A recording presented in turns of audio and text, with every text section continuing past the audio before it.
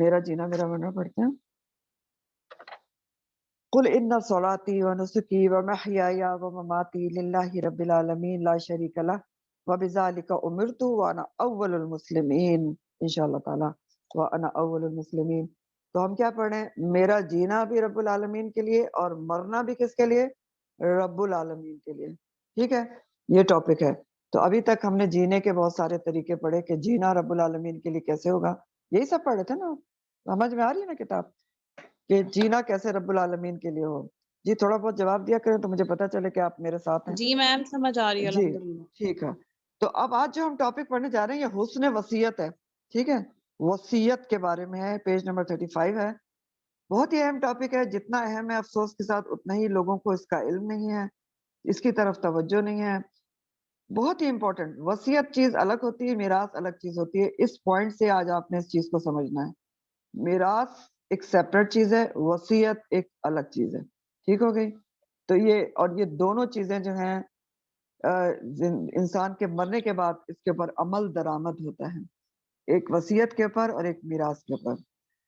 تو جتنا رب العالمین کے لیے جینا سیکھنا ضروری ہے اتنا ہی رب العالمین کے لیے مرنا بھی سیکھنا بے حد ضروری ہے. کیونکہ اگر مرنا رب العالمین کے لیے نہیں ہوگا تو ہماری آخرت کی جو آگے زندگی ہے ہمیشہ کی وہ کیسے پرسکون گزر سکتی ہے. تو اس جینے مرنے کے درمیان ہی ایک چیز ہے وصیت. تو اب یہاں پر وہ آیت لکھی ہوئی جو آپ الحمدللہ پڑھ چکے ہیں سورہ نساء کے میراث کے حوالے سے. سورہ نساء آیت نمبر 12 13 14. من بعد وصیت یوصی بها او دین غیر مدار وصیۃ من اللہ واللہ علیم حلیم ذالک حدود اللہ ومن یطع اللہ ورسولہ یدخلہ جنات تجری من تحتها الانہار خالدین فیہا وذالک الفوز العظیم ومن یعص اللہ ورسولہ ویتعدی حدودہ یدخلہ النار خالدا فیہا ولہ عذاب مہین. اچھا، اب جب کہ وصیت پوری کر دی جائے، اب بات اصل میں وہاں سے شروع ہو رہی ہے کہ میراث کب تقسیم ہوگی. قانون وراثت کی آیات ہے نا یہ، کہ وراثت تقسیم ہونے سے پہلے کیا کیا جائے گا؟ وصیت پوری کی جائے گی. قرض جو میت نے چھوڑا ہے وہ ادا کیا جائے گا. اور وصیت کون سی پوری کی جائے گی؟ جو ضرر رساں نہ ہو. یہ حکم ہے اللہ کی طرف سے اور اللہ جاننے والا اور حلیم ہے. اور یہ اللہ کی مقرر کی ہوئی حدود ہیں. جو اللہ اور رسول کی اطاعت کرے گا اللہ اس کو اپنے باغوں میں داخل کرے گا جن کے نیچے نہریں بہتی ہیں. ان باغوں میں ہمیشہ رہیں گے اور یہی بڑی کامیابی ہے. اللہ جعلنا منہم. اور جو اللہ اور اس کے رسول کی نافرمانی کرے گا اور اللہ کی مقررہ حدود سے تجاوز کرے گا اسے اللہ تعالیٰ آگ میں ڈالے گا جس میں ہمیشہ رہے گا اور اس کے لیے رسوا کن عذاب ہے. اب یہ بات کس حکم کے بعد آ رہی ہے؟ میراث اور وصیت کے حکم کے بعد آ رہی ہے کہ جو میراث کے احکامات اور وصیت کے احکامات پر عمل کرے گا اس حساب سے بہت ضروری ہے اس کو سمجھنا. آیت کو میراث اور وصیت کے حکم کو جو برا کرے گا اس کے لیے جنات ہیں، جو نافرمانی کرے گا اس کے لیے یہ وعید دی گئی ہے اللہم لا تجعلنا منہم. تو اس سے ہمیں کیا پتہ چلتا ہے کہ یہ جو علم ہے میراث کا اور وصیت کا، دو الگ الگ جو چیزیں ہیں ان کو جاننا سمجھنا عمل کرنا بہت ہی ضروری ہے. ورنہ ایک غلط عمل سے ہمارے وصیت یا میراث کے بارے میں خدا نہ کرے آگ اور رسوا کن عذاب کا خدا نہ کرے جو ہے اللہ نہ کرے، میرے تو منہ سے نکلتی بھی نہیں یہ بات. تو بہرحال لب لباب مختصر بات یہ ہے اس آیت کے مطابق بھی کہ یہ جو وصیت کا علم ہے میراث جو ہے الگ الگ چیزیں ہیں اور اس کو ہر مسلمان کو جاننا چاہیے اور سمجھنا چاہیے. اور ہر وصیت کرنے والے کو بھی یہ علم آنا چاہیے اور ہر سننے والے کو اور ہر وصیت اور میراث پر اس کی امپلیمنٹ کرنے والے کو بھی اس کا علم آنا چاہیے. ٹھیک ہو گیا؟ آخری حق، آخرت کی کامیابی دراصل وہ تابناک اور روشن مستقبل ہے جس کے لیے مومن دنیا میں کوشش اور جدوجہد کرتا رہتا ہے.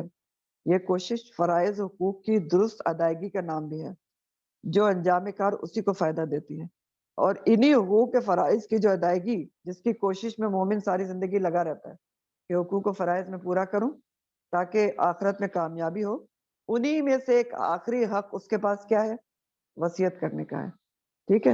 اور یہ ایسا حق ہے جو वसीयत करने का है, जिससे इंसान अपना फायदा खास तौर पे कर सकता है, ठीक है। वसीयत जो है वो मीरास इज अ सेपरेट थिंग, मीरास अल्लाह के हुक्म से तकसीम होती है, लेकिन वसीयत जो आप करके जाएंगे अपने मरने से पहले की जिंदगी में जाएगी, उसके ऊपर अमल मरने के बाद होगा। कितने पे होती है वसीयत, क्या होती है, अभी आप सब पढ़ेंगे। तो जो आप करके जाएंगे उसमें ये आपके पास एक बहुत बड़ा आखिरी हक है वसीयत का, जिससे आप अपने आप को बेनिफिट कर सकते हैं और किसी और को भी बेनिफिट कर सकते हैं, ठीक है। तो ये बहुत जबरदस्त आखिरी हक होता है इंसान के पास। याद रखने वाली गिरा, अल्लाह के रसूल सल्लल्लाहु अलैहि वसल्लम ने फरमाया, जो मुसलमान वसीयत करना चाहता है, गौर से सुने, जो मुसलमान वसीयत करना चाहता है वो 2 रातें भी ना गुजारे इल्ला ये कि उसके पास वसीयत लिखी हुई हो, मुत्तफिक अलैह। तो इससे हमें क्या पता चल रहा है कि वसीयत जो है वो करना फर्ज नहीं है, फर्ज नहीं है, इख्तियारी है, मुस्तहिब है। यानी आपके पास अगर कोई सामान है, आगे पढ़ लें फिर आपको मजीद बात बताती हूँ। इन्होंने इसी को एक्सप्लेन किया हुआ है कि काबिल वसीयत माल का हिसाब लिखे बगैर, अगर आपके पास कोई ऐसी चीजें हैं, माल है, जेवर है, कुछ भी है जिसके ऊपर आप वसीयत करना चाहते हैं, तो आपके पास, आपके ऊपर 2 रातें भी ऐसी नहीं गुजरना चाहिए कि आपके पास वसीयत लिखी भी मौजूद ना हो।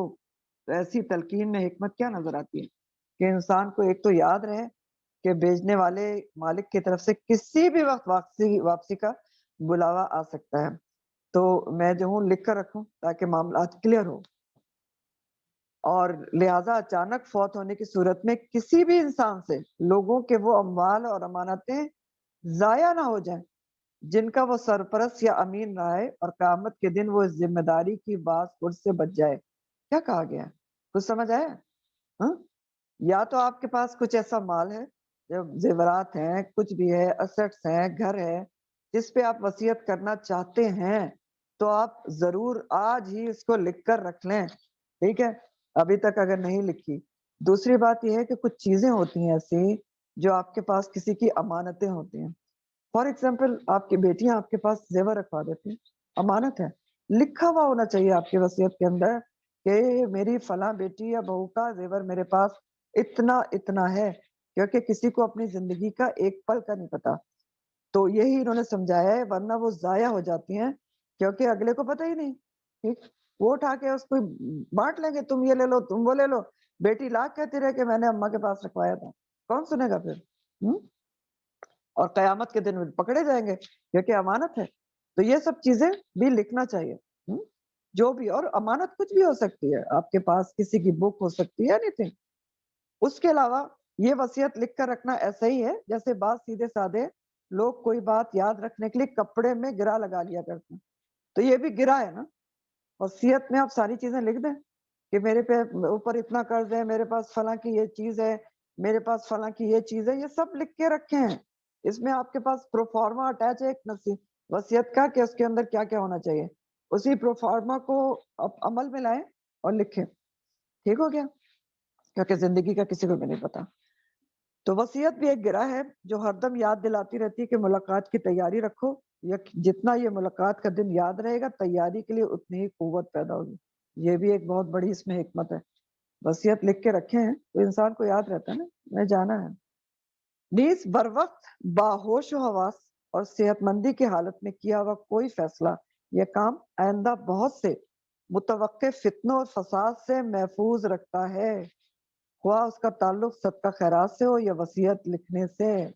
यानी जब आप होश हवास में अभी माशाल्लाह ठीक ठाक हैं, ठीक है, सेहतमंद हैं, तो उसमें अगर आप वसीयत लिखेंगे तो ज्यादा एक्यूरेट लिखेंगे। खुदा ना करे जब इंसान को बीमार हो जाता है, उसकी वो मेंटल कैफियत नहीं रहती, कुछ वो चिड़चिड़ा हो जाता है या कुछ और उसके अंदर मूड स्विंग्स होते हैं, उस वक्त अगर वसीयत लिखेगा तो गलती कर सकता है।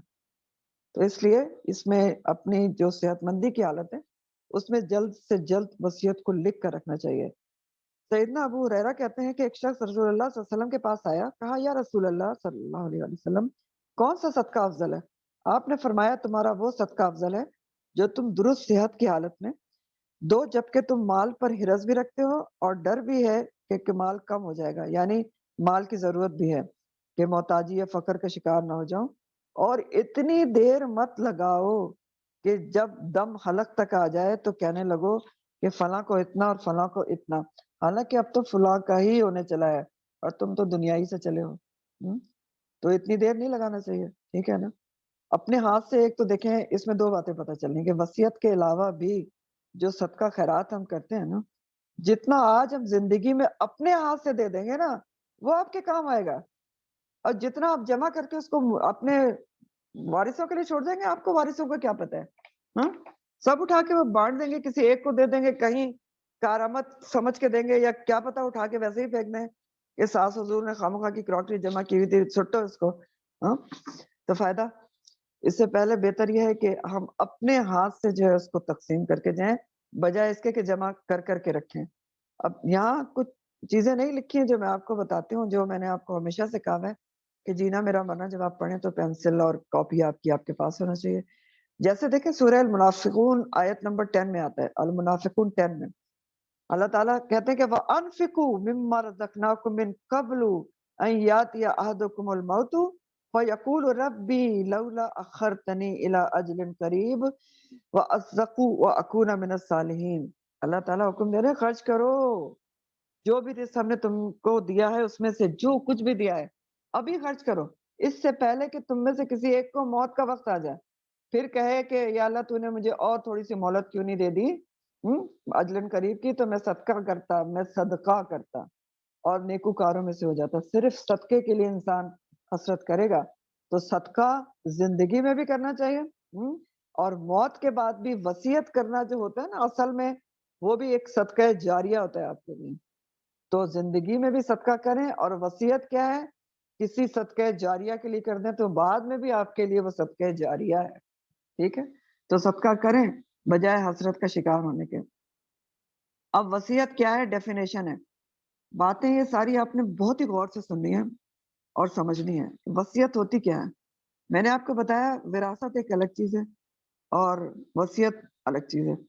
وصیت کی ڈیفینیشن کیا ہے، اپنے مال کا 1/3 حصہ 1/3 مرنے کے بعد کسی ایک کو یا زیادہ کو بانٹ کر دینے کا حکم دے جانا یا تحریر کر جانا، یہ وصیت کہلاتی ہے۔ کیا پتا چلا، 1/3 جو آپ کا اسیٹس ہے اس کے اوپر انسان وصیت کر سکتا ہے کہ کسی ایک کو دے دیں یا اس سے کوئی صدقہ جاریہ کا کام کر دیں، یہ لکھ کر جانا یا کسی کو بتا دینا 2 گواہوں کی موجودگی میں، یہ وصیت کہلاتا ہے۔ یعنی وصیت انسان کرتا زندگی میں ہے لیکن عمل کب ہوگا، مرنے کے بعد۔ کتنے حصے پہ کر سکتا ہے، 1/3 کے اوپر صرف، ٹھیک۔ میت جو مر جاتا ہے انسان، اس کے کل مال کے 3 حصے کیے جائیں گے، 2 حصے مال وراثت شمار ہوں گے، جبکہ تیسرا حصہ یہی ہے جو بطور وصیت کے استعمال ہوگا اگر کوئی وصیت کر گیا ہے تو، ٹھیک ہے۔ اگر نہیں وصیت کر گیا تو پھر کیا ہے، سارا مال وراثت میں جیسے اللہ تعالیٰ نے حکم دیا سورہ نساء کی آیت نمبر 11 میں ویسے تقسیم ہو جائے گا۔ لیکن اگر کوئی وصیت کر گیا ہے تو پہلے 1/3 کے جو وصیت ہے اس پر عمل ہوگا، اس کا جو مال چھوڑ گیا اس میں سے وہ نکالا جائے گا۔ ابھی میں نے آپ کو آیت پڑھ کے سنائی، اگر اس کے اوپر کوئی قرض ہے تو وہ نکالا جائے گا، دونوں چیزیں نکالی جائیں گی، وصیت کا 1/3 اور اگر کوئی قرضہ ہے تو نکالا جائے گا۔ اس کے بعد ورثہ تقسیم ہوگا۔ کلیئر ہو گیا، ورثہ کیا ہے، جو مرنے کے بعد تقسیم ہوگا اور انسان کا کوئی اختیار نہیں، ورثے کے بارے میں آپ کچھ نہیں کہہ کے جا سکتے، وہ اللہ کے حکم کے مطابق ہے، جیسے آیات میں لکھا ہے ویسے ہی ہوگا، لڑکے کے 2 حصے، لڑکی کا 1 حصہ، جو بھی آپ نے پڑھا تھا۔ وصیت آپ کے اختیار میں، آپ 1/3 پہ کر گئے، 1/3 پہ صرف، تو وہ آپ کی امپلیمنٹ کیا جائے گا اس کے اوپر۔ کلیئر ہو گیا۔ اب وصیت کے درست ہونے کی شرائط کیا ہے، درست وصیت تحریری ثبوت ہو، لکھا ہوا ہو، یا کم از کم 2 مسلمان گواہ ہوں، اگر لکھا نہیں ہے تو 2 مسلمان گواہ ہوں جنہوں نے سنا ہو کہ کیا وصیت کی ہے۔ نمبر 2، 1/3 سے زائد نہ ہو، وصیت صرف 1/3 پہ ہوگی، باقی ترکہ وارثوں میں آیات میراث کے مطابق تقسیم ہوگا۔ نمبر 3، وصیت وارث کے حق میں نہ ہو، ٹھیک ہے، یعنی جو وارث ہیں جن کو خود ہی ورثہ ملنے والا ہے میت کا، اس کے لیے وصیت نہیں کی جا سکتی۔ فار ایگزامپل آپ بیٹی کے لیے وصیت نہیں کر سکتے کہ میرا زیور 1/3 اس کو دے دیں، کیونکہ اس کو تو ورثہ ملے گا۔ بیٹے کے لیے بھی نہیں کر سکتے، ٹھیک، شوہر کے لیے بھی نہیں کر سکتے، یہ سب وراثت میں ہے نا۔ اس کے علاوہ آپ کر سکتے ہیں، کوئی دور کا رشتہ دار ہے، کوئی غریب ہے، اس طرح سے، کیونکہ وراثت کے قانون میں ہر کسی کا اللہ تعالیٰ نے انصاف سے خود حصہ رکھ دیا ہے، اور جو 1/3 اللہ تعالیٰ نے چھوڑ دیا ہے نا ہمارے ثوابدید پر، تو وہ اللہ تعالیٰ کی بہت بڑی مہربانی ہے کہ ہم خود اپنے لیے بھی کچھ کر کے جا سکیں، نہ صرف اپنے ورثہ کے رحم و کرم پہ نہ ہو، 1/3 پہ کوئی اچھی وصیت کر کے جائیں جو بعد میں بھی ہمارے لیے جاریہ بنے۔ تو تھرڈ پوائنٹ کیا ہے؟ یہ تینوں پوائنٹ بہت ضروری ہیں، یاد رکھیں، میں ضرور پوچھوں گی اگلی دفعہ پڑھانے سے پہلے۔ تو 3 پوائنٹ ہیں وصیت کے درست ہونے کی شرائط ہیں۔ وصیت پر گواہ، اب یہ وصیت پر گواہی کے بارے میں انہوں نے وہ لمبی چوڑی آیت لکھی ہے جو آپ پڑھ چکی ہیں، اس کا میں ترجمہ پڑھتی ہوں۔ سورہ المائدہ کی آیت نمبر 106-108 ہے، اے ایمان والو، تمہارے آپس میں 2 اشخاص کا وصی یا گواہ ہونا مناسب ہے جب تم میں سے کسی ایک کو موت آنے لگے اور وصیت کرنے کا وقت ہو تو وہ شخص ایسے ہوں جو دیندار ہوں، یعنی مسلمان ہوں۔ اگر اچانک کسی کو موت آ جائے، آپ نے پڑھا تھا نا پیچھے ایکسیڈنٹ وغیرہ میں، اور وہ وصیت کرنا چاہتا ہے، ابھی تک نہیں کی تھی، حالانکہ کرنی چاہیے، تو کس کو وہ وصیت کرے؟ 2 مسلمانوں کو کرے جو اس کے پاس موجود ہوں، تم میں سے ہوں۔ اور اگر تم سفر کی حالت میں ہو اور وہاں موت کی مصیبت پیش آ جائے اور 2 دیندار یعنی مسلمان نہ ملیں تو کوئی اور صحیح یعنی نان مسلم کو بھی وصیت کی جا سکتی ہے۔ پھر بھی اگر تم کو شبہ ہو تو تم ان دونوں کو بعد نماز روک لو، مسجد میں روک لو۔ یہ سب آپ نے پڑھا تھا۔ کس چیز پہ شبہ ہو؟ کہ یعنی کسی نے، کوئی بندہ تھا وہ بیچارہ کہیں غیر ملک میں مر گیا، یہ سب پڑھ چکے ہیں آپ، اس نے 2 غیر مسلموں کو وصیت کر دی تھی، ہاں، کہ یہ میرے چیزیں ہیں، یہ میرے لواحقین تک پہنچا دیں۔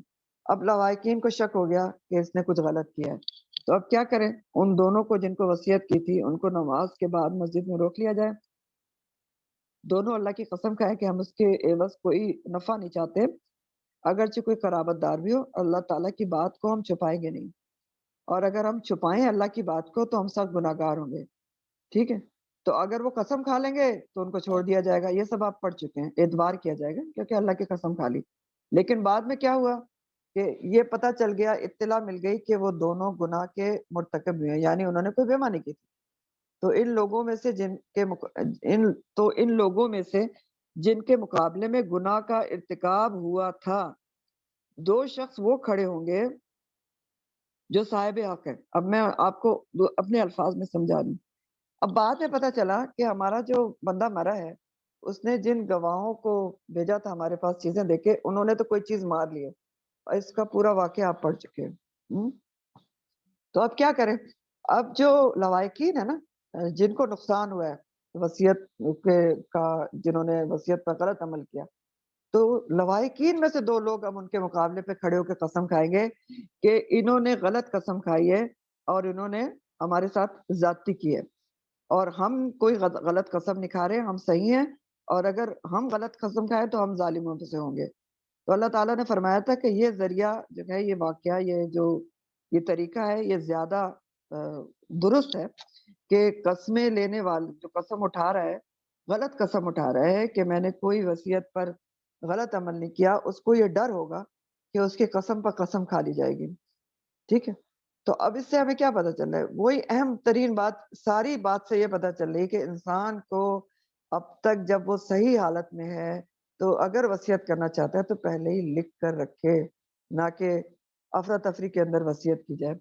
اور دوسری بات آپ کو وہی پتہ چل رہی کہ اگر آپ کو 2 مسلم نہیں ملتے گواہ تو نان مسلم کو بھی کی جا سکتی ہے، اور پھر ایک طریقہ بتایا گیا پورے کا پورا کہ اس طرح ہو سکتا ہے۔ دوسری بات یہ کہ وصیت کی مستحب مقدار کتنی ہے؟ جیسا کہ پہلے بیان ہوا ہے، مسلمان کو اپنے مال میں سے صرف 1/3 کی وصیت کا حق ہے، اس سے زیادہ کی اجازت نہیں ہے۔ وصیت 1/3 پر ہو سکتی ہے، البتہ اس سے کم پسندیدہ اور افضل ہے، یعنی افضل یہ ہے کہ 1/4 پہ کی جائے، یہ بھی حدیث سے پتہ چلتا ہے، لیکن 1/3 پہ بھی کی جا سکتی ہے۔ اب اس کی دلیل کیا ہے؟ سعد بن ابی وقاص سب بیمار ہوئے تو انہوں نے رسول اللہ صلی اللہ علیہ وسلم سے وصیت کی بابت مشورہ طلب کیا، تو آپ نے فرمایا 1/3 کی اجازت ہے اور 1/3 بھی بہت ہے۔ اب یہ پورا واقعہ اس طرح سے ہے کہ سعد جو ہیں سعد بن ابی وقاص وہ بیمار ہوئے تھے، تو انہوں نے نبی کریم صلی اللہ علیہ وسلم سے یہ پوچھا تھا کہ میری تو ایک ہی لڑکی ہے، تو کیا میں پورے مال پر وصیت کر دوں؟ تو آپ نے فرمایا نہیں۔ پھر انہوں نے پوچھا 2/3 پہ کر دوں؟ تو آپ نے کہا نہیں۔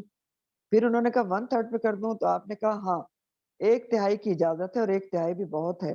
پھر مزید آپ نے فرمایا کہ اے سعد بن ابی وقاص، تم اپنے ورثا کو خوشحال رہنے دو، یہ تمہارے لیے اس سے بہتر ہے کہ انہیں تنگ دست چھوڑو اور وہ لوگوں کے آگے ہاتھ پھیلاتے رہیں۔ اے سعد، اللہ کی رضا کے لیے جو بھی خرچ کرو گے تمہیں اس کا اجر ملے گا، یہاں تک کہ جو لقمہ تم اہلیہ کے منہ میں دو تو اس کا بھی اجر ملے گا۔ کیا مطلب ہے؟ یعنی وارثوں کے لیے اگر تم چھوڑ کر جاتے ہو نا جو ترکہ ہے، یعنی وصیت صرف 1/3 پہ رکھنے کی حکمت بتائی جا رہی، مستحب مقدار کی حکمت بتائی جا رہی کہ وصیت صرف 1/3 پہ کیوں ہے، کہ ایسا نہیں ہو کہ آپ اگر اللہ تعالیٰ باؤنڈ نہ کرتے نبی کریم صلی اللہ علیہ وسلم، اب کوئی بیٹے بیٹی سے ناراض ہے اولاد سے تو وہ سارا اٹھا کے چیریٹی میں دے کے چلا جاتا، اب آپ کے بیٹا بیٹی بیچارے ادھر ادھر ہاتھ پھیلا رہے ہیں، تو ایسا نہ کیا جائے، اس لیے اللہ تعالیٰ نے خود ہی ایک حد مقرر کر دی کہ صرف 1/3 کے اوپر ہے، ٹھیک ہے۔ اور یہ کہا نبی کریم صلی اللہ علیہ وسلم نے کہ اللہ کی رضا، اللہ کے حکم کے مطابق جو بھی کرو گے اس کا اجر ہے، یعنی اللہ کے حکم کے مطابق وصیت کرو گے، تمہارے جو لوائقین ہیں اس کو نیک کام میں خرچ کریں گے تو تمہیں اس کا اجر ملے گا، اور اجر ہے لوائقین کے لیے چھوڑنے کے لیے بھی اجر ہے کہ وہ ہاتھ پھیلاتے نہ پھریں، اسی لیے کہا گیا کہ جو لقمہ تم اہلیہ کے منہ میں ڈالتے ہو اس کو بھی اجر ہے، ٹھیک ہے۔ سیدنا عبداللہ بن عباس کا قول ہے کہ یہ قول ہے کس کا؟ ابن عباس کا، کہ مجھے یہ پسند ہے کہ لوگ تہائی کے بجائے چوتھائی وصیت کیا کریں، کیونکہ نبی کریم صلی اللہ علیہ وسلم نے تہائی کو زیادہ قرار دیا ہے، ٹھیک۔ ابن عباس نے وہی بات ایکسپلین کی کہ نبی کریم صلی اللہ علیہ وسلم نے کہا کہ 1/3 بھی بہت ہے، تو اس سے یہ انہوں نے کہا کہ بہتر یہ ہے کہ لوگ چوتھائی پر کریں، لیکن بہرحال 1/3 پہ کی جا سکتی ہے۔ اب اگلا پوائنٹ کیا ہے کہ وصیت میراث کے حقدار کے لیے نہیں ہے، وہی جو تینوں پوائنٹ آپ نے پڑھے تھے اسی کو ایکسپلین کیا جا رہا ہے۔ والدین اور قریبی رشتہ دار جو پہلے ہی مال وراثت کے شرعاً حقدار ہیں انہیں وصیت کے مال تہائی میں سے حصہ نہیں دیا جا سکتا، ٹھیک ہو گیا۔ یعنی جو بھی آپ کے والدین ہیں یا آپ کی اولاد ہے یا شوہر ہے یا بہن بھائی جن کا وراثت آپ کی ملنے والی ہے ان کے لیے آپ وصیت نہیں کر سکتے، ٹھیک ہو گیا۔ کسی اور کے لیے کر سکتے ہیں، دور کے رشتہ دار کے لیے، چیریٹی کے لیے، کسی کے لیے بھی۔ وصیت کا حکم بھی ان احکامات میں سے ہے جو اسلام کے ابتدائی زمانے میں ایک سادہ اور مختصر انداز میں نازل کیا گیا، پھر مومنین کے دلوں میں ایمان کے راسخ ہو جانے اور اسلام کے ارکان کی مضبوطی آ جانے کے بعد زیادہ تفصیل اور وضاحت سے نازل ہوا، اور پہلا حکم منسوخ ہو گیا اگرچہ تلاوت کیا جاتا ہے۔ پہلا حکم کون سا تھا جو منسوخ ہو گیا وصیت کے بارے میں؟ نوٹ کر لیں، سورہ البقرہ آیت نمبر 180 میں تھا حکم، البقرہ 180، کتب علیکم اذا حضر احدکم الموت ان ترک خیرا للوصیۃ للوالدین والاقربین بالمعروف حقا علی المتقین۔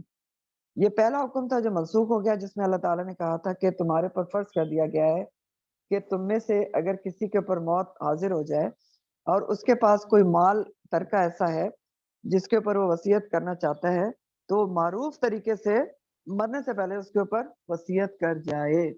لیکن پھر کیا ہوا؟ اللہ تعالیٰ نے میراث کے جو سارے حصے وہ خود مقرر کر دیے، ٹھیک ہے۔ تو یہ پہلا حکم منسوخ ہو گیا لیکن تلاوت کی جاتی ہے۔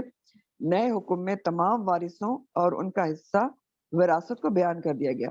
اب وصیت جو پہلے مرنے والے پر اپنے معاشرتی دستور کے مطابق کل مال پر کرنا فرض تھی پہلے حکم کے مطابق، جو منسوخ ہو گیا، اب صرف تہائی یا چوتھائی مال پر لاگو ہوگی، اور وارث رشتہ دار اس سے مستثنا قرار دے دیے گئے، ایگزمپٹ کر دیے گئے۔ جو وراثت میں ہے ان کے لیے وصیت نہیں ہو سکتی۔ رسول کریم صلی اللہ علیہ وسلم سوری